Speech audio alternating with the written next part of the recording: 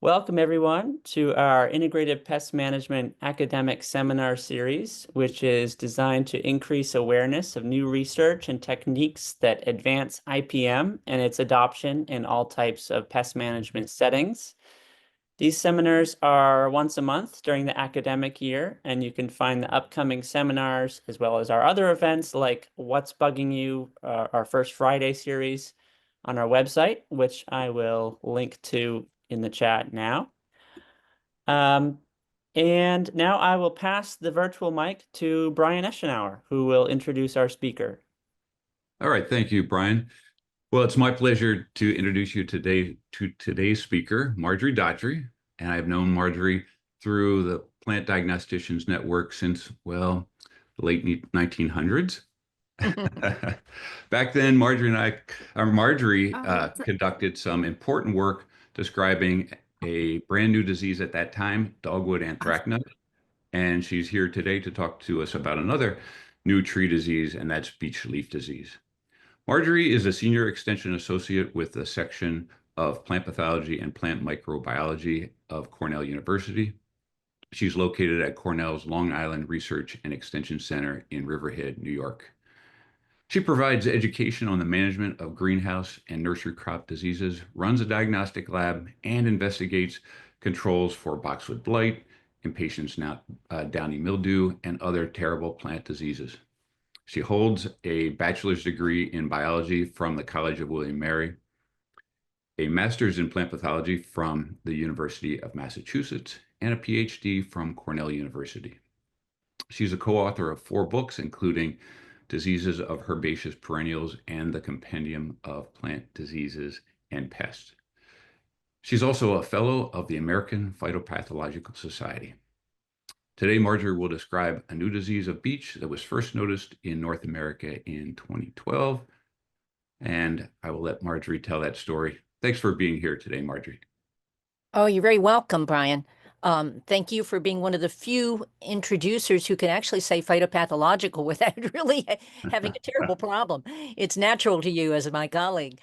I'm happy to talk to you about beech leaf disease today because it's an incredibly interesting topic. It's also a scary topic because it's a new problem that is really threatening both our native trees and also some of our valuable ornamentals.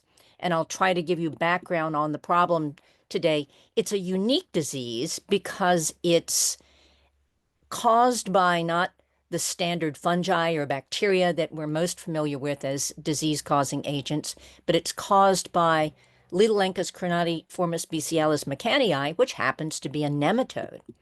And we're not used to having nematodes above our heads in the canopies of trees. Ordinarily, we think of them as agents of diseases affecting the root systems of plants, but it so happens that there are leaf-galling nematodes, and this is one of those.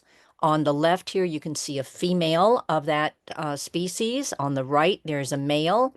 And then I'm not sure what you have lounging there at the bottom, but these are some splendid images done by the nematology lab at Beltsville. They are relatively large nematodes, and they come from a group, the Anguinidae, which are particularly good at preserving themselves over time and space by putting up with some dryness.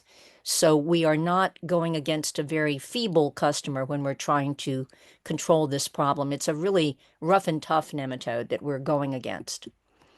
Here's the range of the American beech.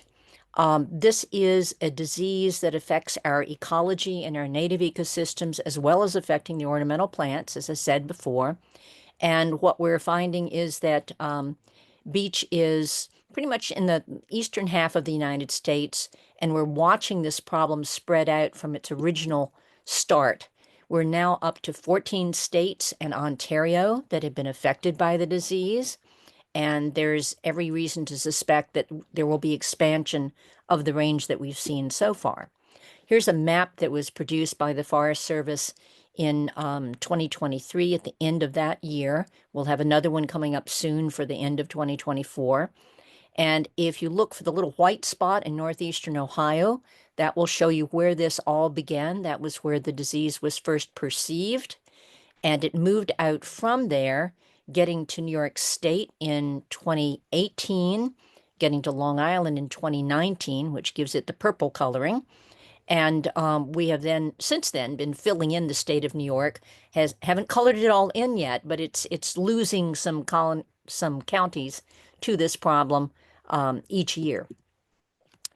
In Europe, there is another Fagus species, Fagus sylvatica, which we have chosen to use as one of our most stately ornamentals. Large, handsome beech are often the signature plants on either side of a walkway up to a major manor house. And however, in Europe, it's just so plentiful that it's quite terrifying to think of this problem reaching that area.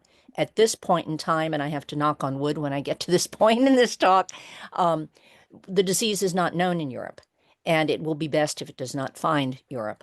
The Central and Western European area in particular would be very much harmed by beech leaf disease reaching it. One of the interesting things that I found out about when I was researching this talk is that we owe beech trees for our word book. It turns out that the Old English word for beech is bok, and that beech wood was used for tablets so frequently that the term bok was applied to those, and it evolved into our word book. So beech are important to us culturally in many ways, as well as being important for wildlife in the forest. We did have other beech tree problems before the beech leaf disease came in. On the upper left, you see some images from Nick Brazzi that show the beech bark disease. You can see the parallelism there. Probably the people who named beech leaf disease were thinking of beech bark disease and wanting something similar to it. This is a disease that's a complex between a fungus, a Nectrius species, and a scale insect. Below that, you'll see on the left what looks like mushrooms invading that street tree. That's a maple instead of beech, but beech are also quite prone to this. This is the armillaria root rot, which is something that really takes on new strength following a drought. And at least in this part of New York State, we're going to, I think, see a lot of it next year because we've been in a drought situation for months now. Another problem has been the white fluff there, which is a woolly aphid, which will bother. There are different species, one on the American beech, one on the European beech, and that has been serious enough that has led to arborists treating ornamental trees for it over the past few years.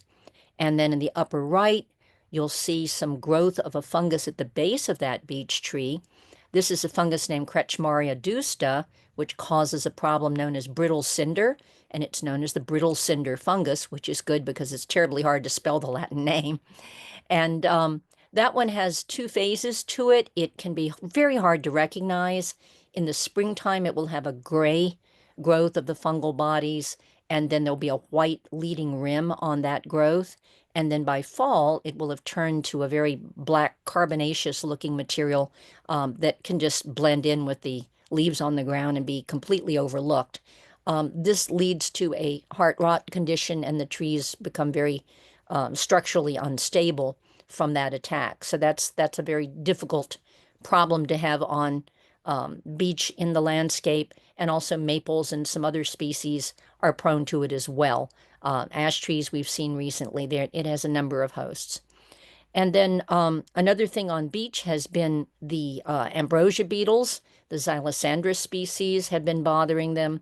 Not so much in the past few years, but 10 to 15 years ago, we were seeing attacks even on trees that didn't even appear to us to be especially stressed. That seems to have gone down a bit, but often with these insect-related problems, they will be extreme for a while, and then they'll back off for a while, and then they come back again. So that may return as a problem for us. And then finally, drought. Drought is very important to beech trees, and just it alone is going to stress them because they're relatively shallow-rooted trees.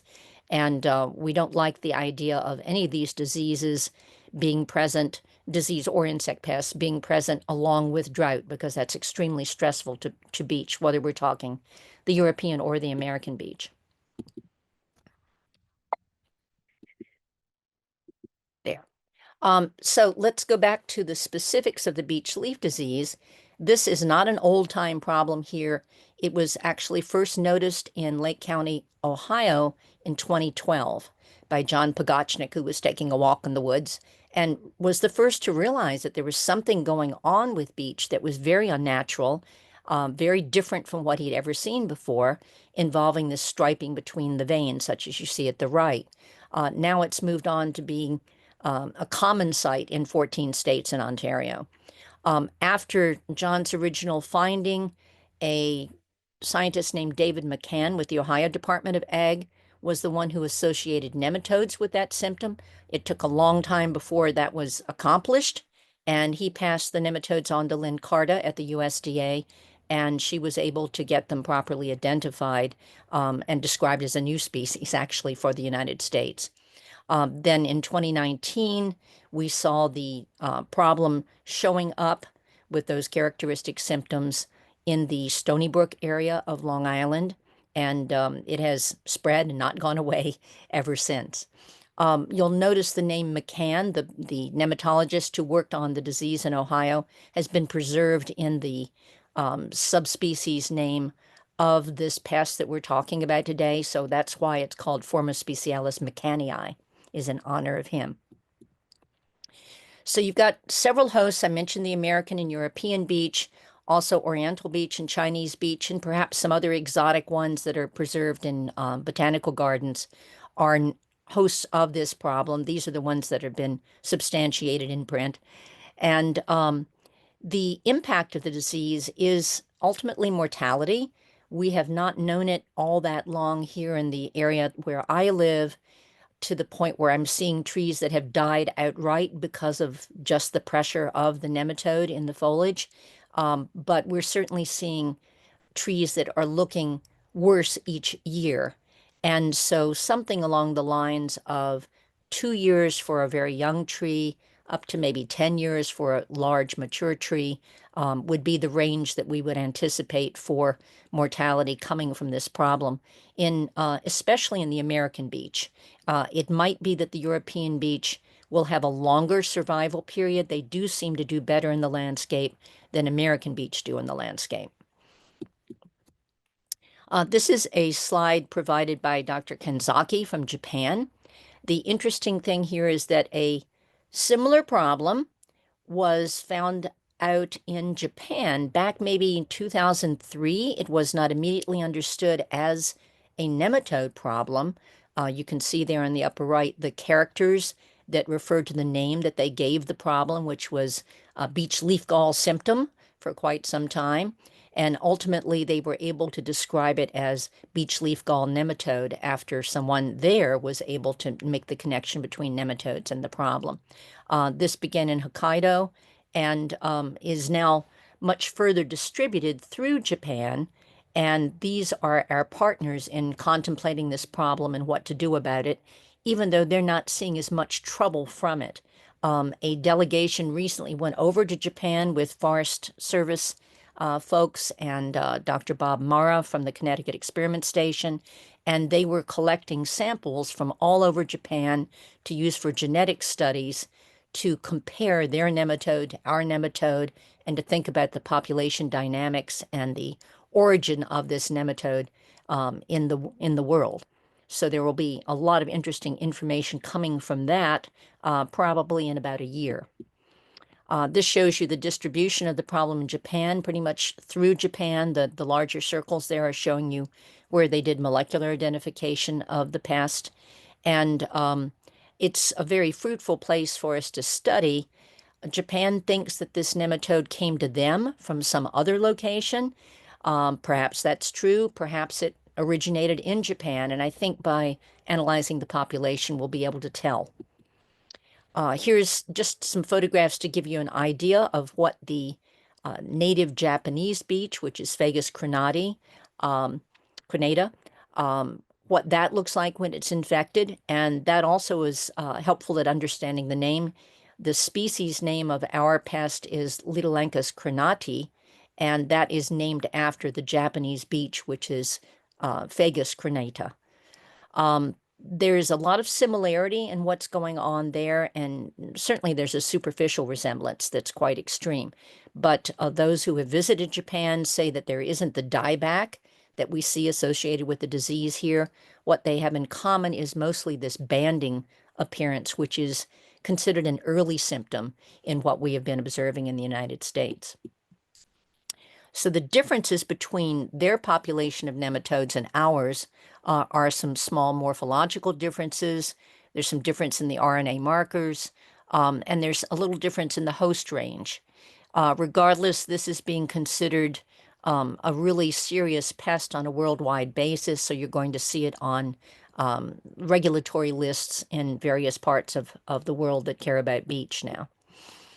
There is a USDA pest alert to show that the federal government is concerned with it, and this one was actually updated at the end of May, so it's a very current resource for you. Here is Sandra Jensen's great photograph of some adult nematodes along with some eggs. The eggs of this Linolancus are fairly distinctive. They have a little bit of curve to them, so they don't look like your average nematode egg, and they're pretty distinctive. So even finding them in a lesion is a good way to know if you have an infestation of the beech leaf nematode. The life cycle for a nematode progresses from an egg to a larva that's a smaller version of the adults that you see here, and they molt several times, and then you have a large adult that's sexually active. The females are able to have other females produce eggs without fertilization, but we do see males mixed with females when we look at collections of them. So I think they have the opportunity for breeding. And here's a close-up of those eggs. The life cycle of this problem is quite interesting. It took a while before we learned how important the buds were. So although we're calling it beech leaf disease, I think it could be renamed beech bud disease very effectively, because at this time of year, the nematodes are in the buds, and they're in the buds in large numbers. They're between the bud scales. They're feeding on the buds. They are laying eggs, and they're building their population a bit. I don't know the details of what the temperatures would be when they're extremely active, but they don't seem to mind cold temperatures. They've done well in extremely cold conditions in Ontario, for example. When you have spring happening, there will be young shoots coming out from the beech, and the shoots will already show the bands that we think of as the characteristic look of this disease. The bands are darker green, and they represent areas where there's a concentration of chlorophyll. There's a higher nutritional base in those areas, and they will be places that later on you will easily be able to find large numbers of nematodes. In the early spring, though, we actually can't find nematodes in those bands, perhaps because there's only one per band. I would certainly not doubt that they could be present, but if you're looking physically with a microscope, you can't find any. Later on, however, there's something which is referred to as the dispersal period, and during the dispersal period in summertime, roughly between July and October, you have massive amounts of population explosion going on in the bands on the leaves, which are actually leaf galls. They're areas where the tissue is thickened and changed. And those nematodes then have the need to get into buds again that are buds for the following year. They will not be able to complete their life cycle if they just stay in the leaf. So there appears to be a migration from the leaf tissue into the bud tissue. Openings there between the bud scales they can crawl through. They're big from the point of view of a nematode. And then they are safely tucked inside the bud scales for the winter.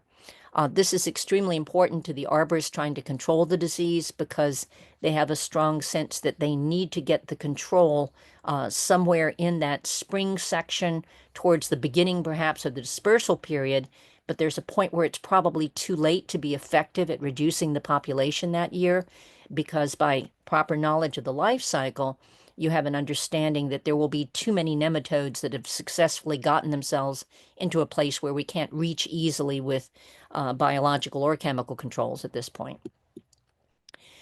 There were scientists at the Holden Arboretum and also Lynn Carta at Beltsville who worked on the Koch's postulates for this disease. This is a plant pathologist term that relates to proving that something really did cause the symptoms that you're looking at. And they were able to take small plants, inoculate the buds in the fall, and then follow the plants through and see that they could recover nematodes only from the plants that showed banding the next springtime. This proves that the nematodes are highly associated with the disease, but one of the things that it doesn't really answer is the question of whether there might be microorganisms involved as well. If the nematodes are themselves vectoring a bacterium, for example, that is having more of the effects, more responsible for the effects on the host, then it would certainly get to be considered the pathogen, and then the nematode would be considered a vector. So there are efforts ongoing to try to work out that detailed point. But at the moment, all we know is that where the nematode is, the symptoms are. The Forest Service has been the leader in doing the research and has been sharing some funds with partners. They've looked into distribution, spread, vectors, detection, and treatment to some degree. And it's the Eastern region, state and private and tribal forestry that's been leading this effort.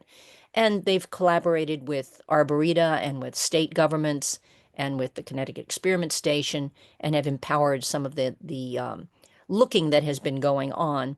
And in general, they are encouraging people to destroy the affected plant material and do everything they can to avoid moving beech branches or leaves or even soil from around beech trees. The soil, interestingly enough, has not ever been associated with part of the life cycle of this particular nematode, as much as it's important to many that we are more familiar with.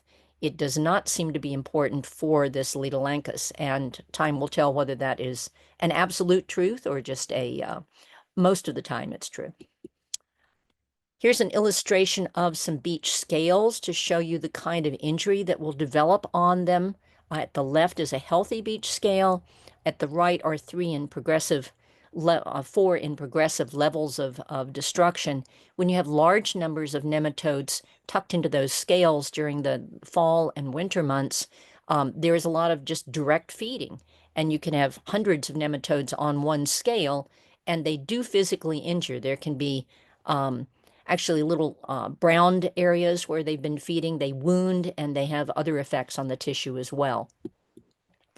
Here's some interesting images presented by Pablo Vieira, who is one of the nematologists at Beltsville now, who is studying the problem and doing some very interesting work. If you think of each of these as pairs, the top image is healthy tissue from a bud scale, and the lower image is a bud scale affected by the nematode. And it's quite interesting to see the direct effect on the cell development that is coming from association with the nematode. We don't know the details of why, but they're looking into it. You have a very good illustration here of hyperplasia and hypertrophy. So there are more cells than usual, and they're swollen, and they're not as organized as they are in a healthy plant. So if you compare A to D, you'll see that effect, B to E, and C to F. You can see that the cells are large and weird looking when the nematode is present. Even if the nematodes aren't there, we can look at the tissue and tell that they have been there by this transformation that they're causing in the tissue. Here's a little continuation of that. You're looking at a higher magnification, and the arrows here are pointing out nematodes interacting with that swollen tissue. And the belief is that by creating these galls, this gall-type tissue, you're creating a great nutrient source for the development of this nematode. So it's serving itself by providing the opportunity to increase its population by making these changes in the plant tissue. If all it did, however, was to create the bands in the plant tissue, I think we could probably live with it. That's a minor symptom compared to the death of buds and the dieback of branches and loss of trees that we're seeing in the landscape.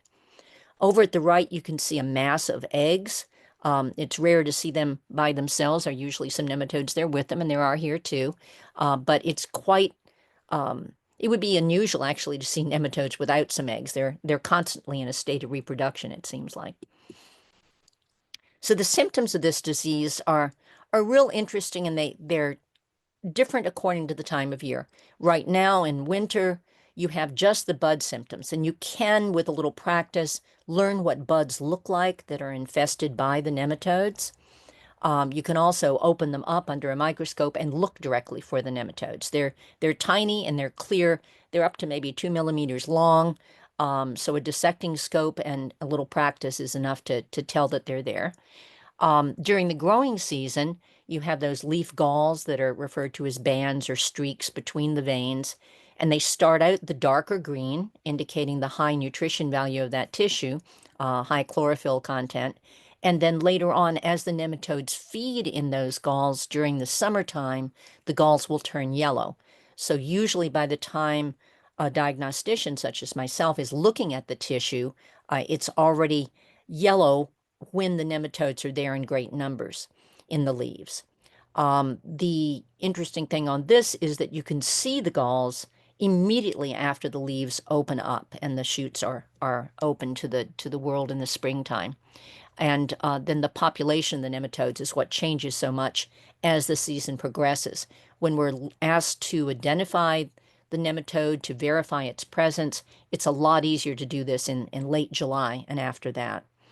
And the numbers get extremely high as you get into September and October, to the point where they're just blobs of nematodes sitting on the surface of the leaf. You don't even have to look inside it.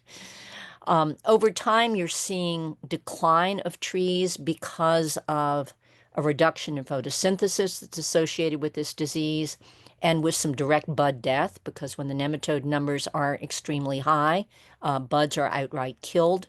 And there can be premature leaf drop, but I think in my own experience, I would say that that's usually associated with a combination infection. There's some anthracnose present as well as the nematodes, and the anthracnose seems to really speed the leaf drop symptom of this problem.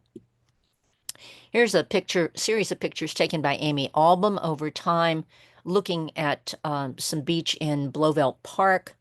And she has shown very nicely over time the thinning of the canopies. This is one of the key things that eventually the local citizens start noticing when this disease comes into an area.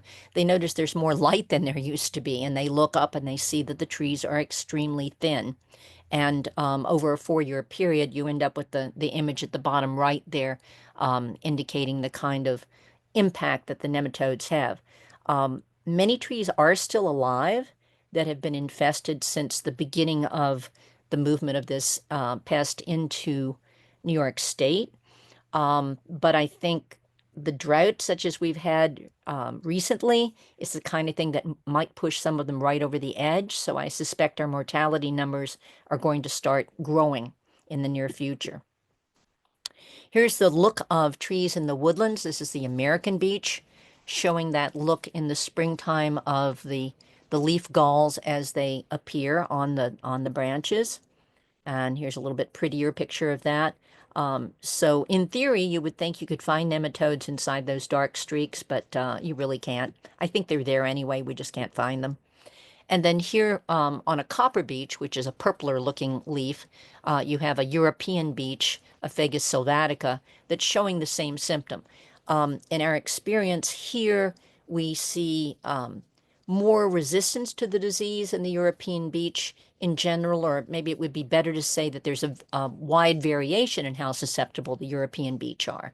And I think watching them to find resistant individuals is extremely important for the future. We need to build better beech so that we can keep using them as ornamentals, and perhaps so that we can help the forest population as well. Here's an illustration of the canopy effects of an infestation in the European beech. You can see the kind of banding it left, and then a thinning of the canopy, in this case lower in the tree, which is often the case. Lower parts of trees often have higher humidity, less wind movement, and so they foster something like a nematode better than the upper part of the canopy.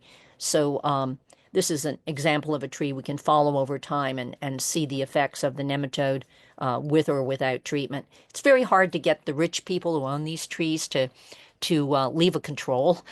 So we don't have all that many perfect experimental areas, but we do get in summary, a lot of observations from people who are in the arborist trade who have some customers who just don't elect to treat, and they can compare the look of those trees to ones that they have given the current treatments. Here's a close-up of the underside of the leaf where you can sort of see the higher sort of spongy look of the tissue for the bands, and then the upper surface of the leaf of a very similar one.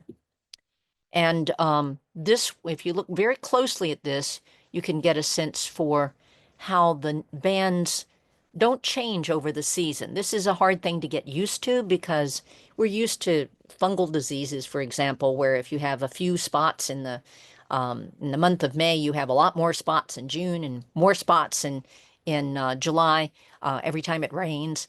And this is definitely a one cycle disease per year, very different. So you've got, however many bands in the springtime, and they don't increase in numbers. The nematodes don't come out of one band and go start a new band, as far as we can tell. So your bands are indications of what happens in the buds, which is why I think of this as a bud disease. You can look directly at the buds, as I mentioned, to see browning. Here at the left is a healthy bud, and then at the right are ones with infestation with the nematodes. And they have also noted in Beltsville times that there's swelling at the base of the buds when the nematodes are there, to the point that it's visible with the naked eye. Then in the spring, summer, and fall, you're going to be able to look at the leaves for the leaf galls. There are also some leaves that are stunted as if they are one big gall, and they can be quite thickened because of the galling, and they can be deformed because this is obviously an unnatural set of cells for the leaf. And another thing we've noticed repeatedly is that some of the leaf galls appear to fail to foster development of the leaf gall nematode. Instead of being plump and yellow in color, they may just dry up and turn brown. And I don't know what this represents, other than I think it's good news for the tree, because those are, in the sense of the nematode, unsuccessful. They're not going to be breeding large quantities of nematodes. They're also going to be frustrating to the diagnosticians because they won't be able to find nematodes in that kind of a gall. You need one that's got moist, healthy growing tissue to find nematodes. So in addition to looking at the buds, people have done some monitoring using funnels to catch nematodes, and they've seen nematodes splash to within 30 feet of a tree that's infested. There's also been some work with eDNA, environmental DNA, to track this nematode, and that's very interesting. I think we're going to learn a lot from that kind of study. One of the groups that's doing some of those eDNA studies is our own New York Department of Environmental Conservation. They are concerned about beech because it's our fifth most populous tree in the state, and it provides nesting sites and food for a number of wildlife species. So it's of concern, and they've done a lot of work on it already and are continuing to. Here's a list of some of the things they worked on in 2024. For example, surveying 27,000 beech. That's not fast to do. And they did discover 5 new counties this year. On the map, the counties that are marked with a little leaf showing bands are the ones which were new additions this year to the range of the disease in our state. They have also set up places where they're comparing overstory and understory cutting to see how they will affect the progression of the disease in the forest. That's going to be very interesting to see. And they have collaborated with the Forest Service on long-term monitoring plots. They have 23 of those set up now. They're helping some individuals with polyphosphite experiments and a chitosan experiment to see if those materials are able to reduce the populations of the nematodes. And they're doing a lot of educational activity, Zoom meetings for people in New York who work with the nematode, for example. This is one of the products on the market that has a chitosan ingredient. This has been used for nematode control in some field crop systems and so forth. We're very curious whether this could be helpful for control of beech leaf nematode, but at this point there really are no studies, there's no data So although it's being sold for the purpose, we're just not sure whether this is worth the investment. So we need data on this. I'm so glad DEC has an experiment going that's evaluating it. Another thing that they have done is to track the local spread of the disease. And if you look to the left here, that little yellowish spot is the beginning of an infestation as detected in 2020, where there was 1 acre affected. And then the next year is in light green. The year after that is in blue. It's gone up to 15 acres affected by 2022. And then if you take this forward to 2023, you're up to 500 acres affected from that 1 initial acre that was involved. So you can see that in addition to the potential for long distance spread, if you were moving nursery stock or taking firewood from place to place, there's also a rather effective spread more locally, which is probably just through wind-driven rain or perhaps through movement of organisms that get nematodes on their legs and then fly from one place to another. The Ohio Department of Natural Resources and the Holden Arboretum have been collaborating in examination of microbial communities, and this is also a very interesting set of data. They saw a correlation in some recently reported work with Erysiphe on leaves that were infested by nematodes, and no one knows what that might mean. Erysiphe is a genus of powdery mildew, and I can't really fathom why there might be a correlation, but they're seeing one. And perhaps it has to do with the humidity and what's a good situation for a nematode. But that's going to be interesting to figure out. The impact of the disease has been really extreme in our area here and in other parts of the state, and certainly through Connecticut, it's just really devastated. And that thinning that I described is one of the key things. We've seen some people cut trees down rather than pay to have them treated because it's very expensive to have arborists do treatments for you. And I do think that trees have died when they had another problem as well as beech leaf disease. I just don't think I've seen any trees that have died outright from beech leaf disease alone on Long Island, but that may change by next year. There are a lot of people who have worked to try to save the beech. The arborists have been terrific at learning and doing everything they can. That's the latest technique for helping the trees. They're giving them the best cultural care they can by watering them and mulching them. They have provided fertilizers, particularly the phosphite fertilizers that are known to have a self-defense promoting effect. They have also used the 2 fungicide options which have been made available in New York State.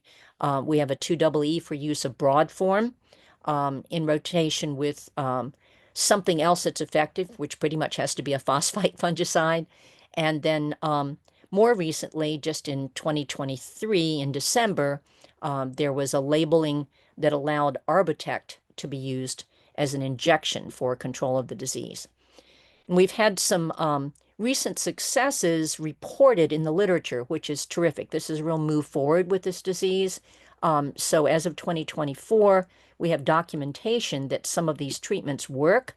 Broadform in particular has been shown to be quite effective. It's a combination product of fluopyram and trifloxystrobin, and it has been working when people have tried it. Here's an illustration from Whitmore Nursery where the 2 trees at the left were treated with broadform. The 2 trees to the right were not treated. And you can see there's a real difference in the vigor of the trees. And here is a trial that I observed myself before and after. And this is on the North Fork of Long Island at the Vertebra Nursery. And you can see that treatments that were done in 2023 led to this kind of a difference in 2024. The tree at the left was treated, the tree to the right was not treated with broadform in alternation with phosphite. And this is a larger view of that same experiment. This experiment was done by the Bartlett Company, and they alternated between treated trees and non-treated trees, which are indicated with a skip here. And they tried different rates because they were concerned that perhaps we were over-treating with the broad form because it seemed to be very effective. And indeed, even a 1-ounce rate applied 3 times during that summer dispersal period was enough to give a really happy-looking tree compared to no treatment.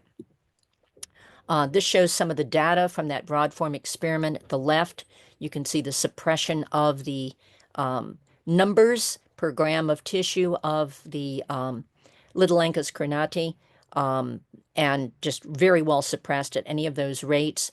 And over at the right, you're looking at the canopy percent with symptoms, and again, very strong suppression from the broad form treatments. The other material is the Arbotech 20S that's only been registered for a shorter time, but it presents a great opportunity because the broad form fungicide can only be applied as a spray, and the Arbotech can only be applied as an injection, which is particularly good if you have a sensitive site or the house is right next to the tree or something along those lines. This is familiar to us as an Dutch elm disease treatment, and it's also been used for anthracnose control in sycamores and London plains.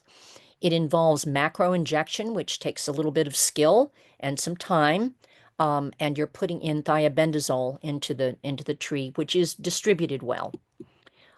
Here's the 24C that goes with that. And here's some of the data. If you look under 2024, for example, you can see that in an Ohio study at the top there was 44% of the canopy involved with BLD symptoms when there wasn't treatment, and it went down to 17% when you treated with Arbotech. And in the next one, 61% symptoms in Chardon, Ohio, down to 9.3% when Arbotech was injected into the trees. And then you have one that looks like a complete failure because the treatment numbers are the same, but apparently in that instance, the Arbotech was put in late in the season after the nematodes had already distributed into the buds. So it's actually a good illustration of how timing can be extremely important if you're trying to do a pest control measure. Over at the right here, I think you can see the difference between non-treated foliage and Arbotech-treated foliage. Very convincing that there is a good treatment effect from this material injected into trees. And it's a treatment that's done every other year. Again, nice because you're not applying it directly to the environment in the same way that you do with a spray. But every 2 years is pretty frequent for a tree to seal off a wound, so it will perhaps be a lot nicer if this can be stretched to a longer time period. So there is research underway to see if we can go perhaps 3 years between treatments with the Arbotech. So with that, I will leave you with the notion that we have a lot of challenges ahead of us, but in a fairly short time, we've learned a lot about the biology of the pest. There are individuals who are continuing to study it, and we are making inroads on treatments that will protect some of our most valuable ornamental trees into the futures where perhaps we'll have even better solutions for the problem. I would encourage everyone to be watching for resistant trees if you're in an area where this problem is occurring, because in the long run, we need to get resistant germplasm into the hands of plant breeders so we can breed better trees for the future, whether we're talking the forest stocks or for the ornamentals. And with that, I have a couple minutes left, I think, for some questions. Would anyone like to ask a question? Absolutely. Thanks, Margery. Wonderful. Very informative presentation. Yeah, so folks, feel free to either unmute or type your question into the chat. Maybe I'll get things started, Margery. I just wonder if there's any advances on how this nematode is traveling long distances and moving around in the canopy. And I'll also ask, have they looked at any insects that might move it around? Thanks. A good question, Brian. We started out really thinking there had to be a vector, okay? And I don't think about vectors anymore because my sense is, first of all, it's everywhere, but also that it moves awfully easily. So it seems as if something as simple as natural windblown rain is what's responsible. And we know from the trapping experiments that it can go at least 30 feet that way. And after the first 30 feet, it can go another 30 feet. So that's what could easily allow that widening series of circles that you saw in the DEC data. We have also, however, noticed certain insects keep occurring. In particular, we're seeing jumping bush cricket, okay? So you could imagine that an insect that has the capacity to fly could really allow them to hitchhike very effectively. And I don't know that it would have to be any kind of a very specific vectoring, but you can imagine that birds could become contaminated with nematodes on their feet, especially in that September to October time, which is when they're in that dispersal mode. There truly are knots of nematodes, which are like little piles of spaghetti on the surface of the leaves. So anything which visits that leaf and then flies elsewhere will accidentally take some nematodes with it. So I think we will continue to learn more about it, but I don't think we're ever going to get it down to a particular species of bird or a particular species of insect. I'll be very surprised if that's the case. Thanks. Mm-hmm. Anybody else? Amara. Yeah, I was curious if you've heard of anyone starting to look into any biological options, whether that's something a biopesticide that would be repeatedly applied or something that could be released that would help kind of balance the nematodes out. I think ultimately that's where we're going to go because we don't want to keep pounding the environment with fungicides, but that wasn't where the quick fixes lay. So no, it hasn't gotten any attention. We know there are fungi in particular that counter nematodes, that trap them and digest them. So I think that if we had more nematology graduate students who needed projects, we could get a force of people together to search for um, biocontrols that are operating in nature, particularly in Ohio, where this disease has been the longest, and to see if there's anything that could be developed and commercialized and enhanced in our environments to reduce the population. We don't need to eliminate this nematode. We need to keep it from multiplying quite as effectively as it's doing now. So I think that area is really ripe for research, and I'm glad you brought it up because in my experience, things like this ultimately get solved by a natural mechanism that usually involves increase in other microbes that bring it into balance. So I think we need that, but we're not very patient, so it'd be great if we could help it along. So, and there's something going on in the chat, so let's see Yeah, if, I'll read it out loud, the first oh, one thank you. here. There's questions about is there really one nematode per band, and why are the bands dark green? Mhm. And follow up, destroying the infected plant material can that be done with chipping or incinerating, like with the Asian longhorn beetle? Okay, well, that's lots of questions. So when I said one per band, that was when I was thinking about what's there in the springtime. And that's just my thoughts. I've never proven that because it takes a long time to look at every last bit of tissue. I'm just thinking they have to be there, so I'm assuming the numbers are so low that we can't detect them. In reality, by the time you see nematodes in the bands, there are more like hundreds in a band. Okay, there's a good population size there. I tend to, when I'm doing a diagnosis, I'll cut like a square millimeter or maybe 2 millimeters square, and I look at that tissue piece, and there are nematodes piling out of that. So very little tissue can have very many nematodes. Let's see, guide me on some of those questions then, Brian. What else shall I say here? Yeah, why are the yeah, I think you kind of touched on why the Color. bands are dark green with the chlorophyll, and then Yes, how there's to more destroy chlorophyll. them. Mm-hmm. Yeah. And the nematode is creating a good nutritional site, just as some of the leaf-galling insects will do. You can see that resources come to a spot where eggs are laid because things are put into the tissue that enhance the nutritional quality of that area for the larvae, and that's what's going on with these nematodes too. Mm. And then the chipping part, nematodes are really small.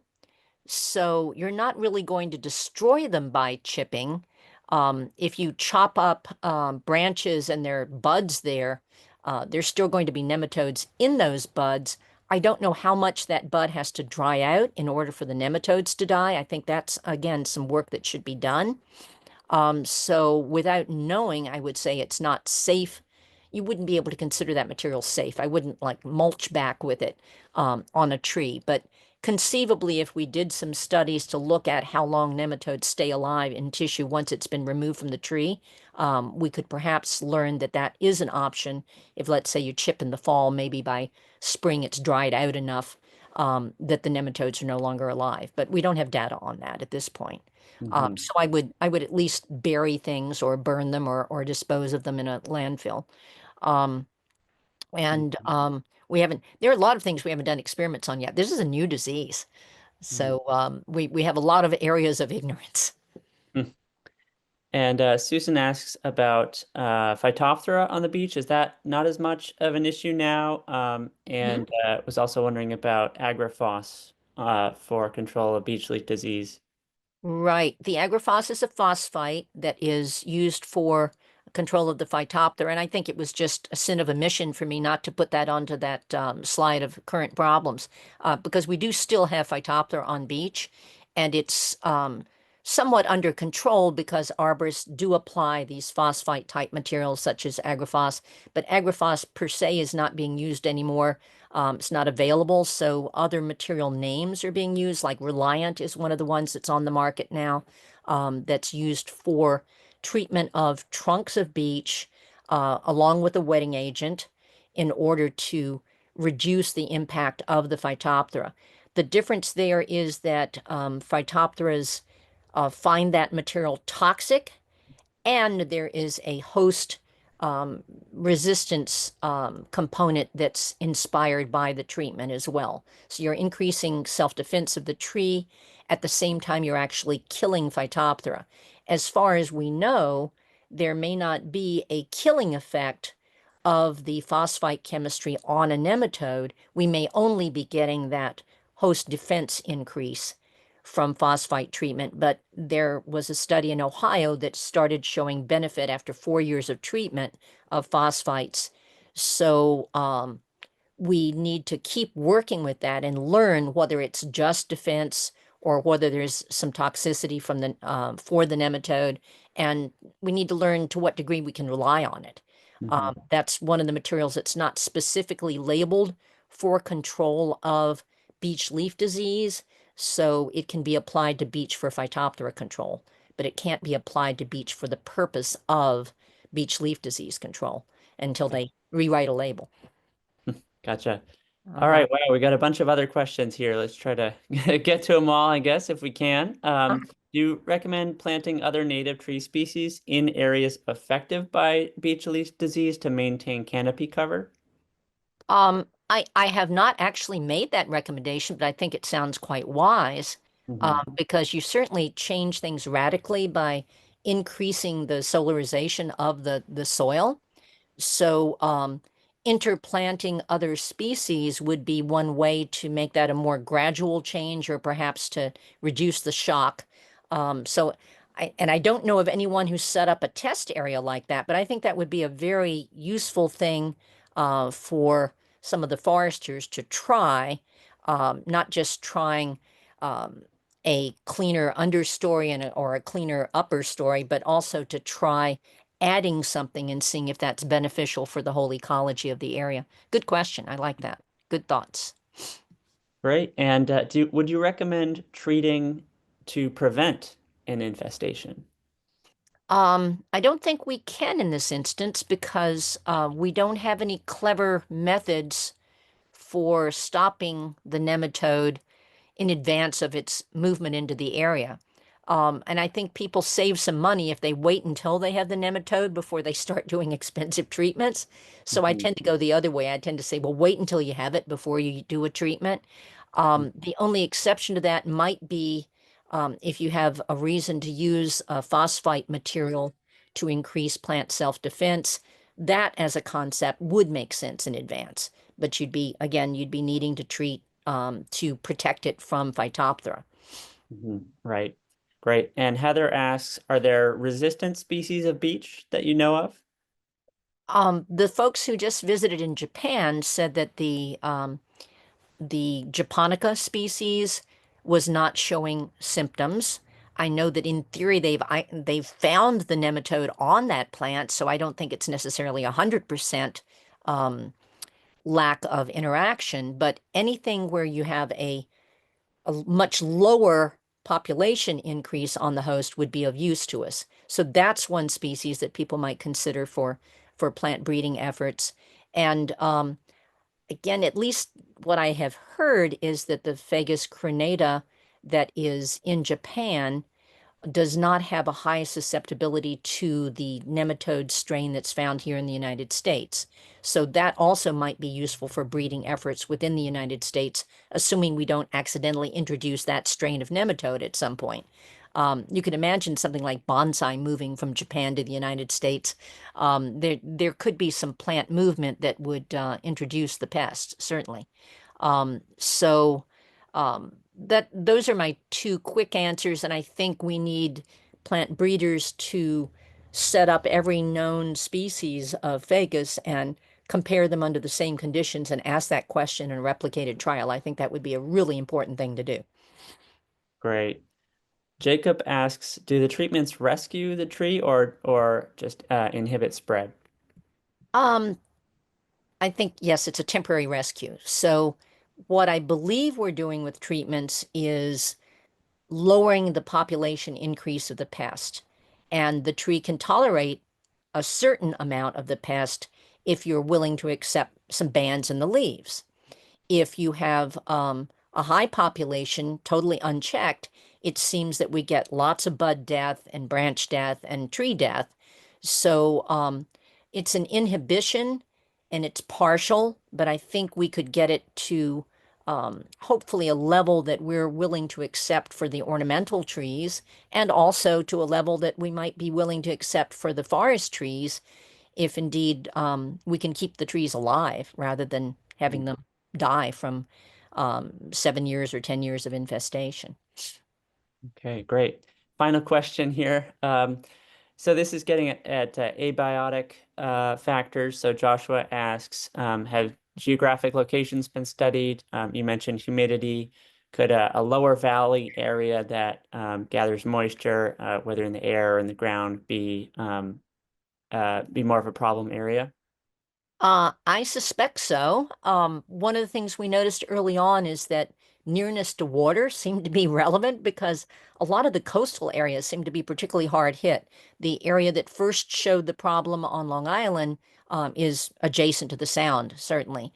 And the foresters who collect data on outbreaks and are doing permanent monitoring plots are paying attention to nearness to water and to whether you're talking valleys or hillsides. That's the kind of thing they collect, because often disease problems are associated with moisture differences that are connected to those things. So I think over time we will have that answer, but at the moment there's just this notion that it likes moist sites as a problem. The nematodes like moist sites. Okay. Well, thank you, Margery.